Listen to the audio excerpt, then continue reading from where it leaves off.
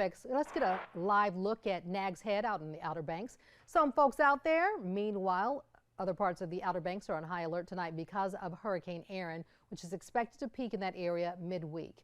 Oh, hey, Rachel, you have been keeping a very close eye on Hurricane Erin. So tell us, what alerts are now in place for our neighbors in the Carolinas? I tell you what, there are so many alerts in place. It's almost hard to put it all on one map. They're certainly overlapping each other at this point. So I wanted to break this down for you. And this is for our neighbors along the coastline here, from the North Carolina coastline stretching down through the South Carolina coastline, where we do have that high surf advisory that goes from Wilmington all the way down towards even Savannah, Georgia. But really, most of these alerts are focused over the Outer Banks of the North Carolina, where we're going to have the closest contact to impacts from Hurricane Erin as it really threads the needle between the east coastline and out towards Bermuda. So a tropical storm watch now in place, and that's the newest update from that 5 o'clock advisory from the National Hurricane Center. Also with the storm surge watch, 2 to 4 feet of water going to be possible there. You've got coastal flood advisory, so you could see coastal erosion. You could see coastal flooding that could actually wash over parts of Highway 12 along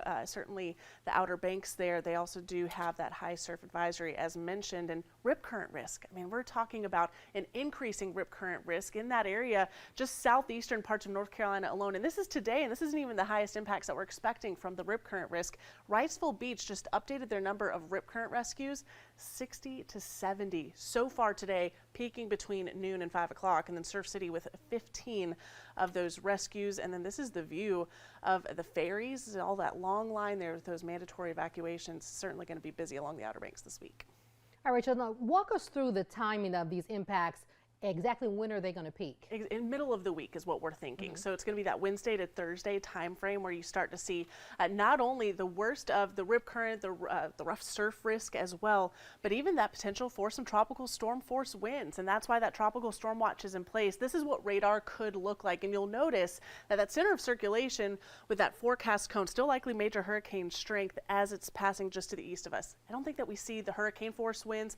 I don't think that we see any of the heavy rainfall. Certainly not here in the Charlotte area, but even along the coastline. What they're going to be dealing with, though, maybe a band or two of the heavy rainfall, but it's going to be the rough seas. It's going to be that coastal erosion, the strong wind gusts, which I want to map out for you at the timing of that. There's Thursday morning's commute for an example. In eastern parts of North Carolina, you can see those winds starting to pick up, even 30-mile-per-hour wind gusts possible in eastern parts of North Carolina, and then tropical storm force wind gusts possible along the Outer Banks. And we're going to be watching this for you all the way throughout the week. And I did at least want to pass along that the National Hurricane Center is actually watching yet another area with a medium chance of tropical development. Could we get a tropical depression again out towards the Leeward Islands by the end of the week? That's a possibility, Kim. Well, we're in peak hurricane season, so that's right. Keeping a close eye on it. Rachel, thank you so much.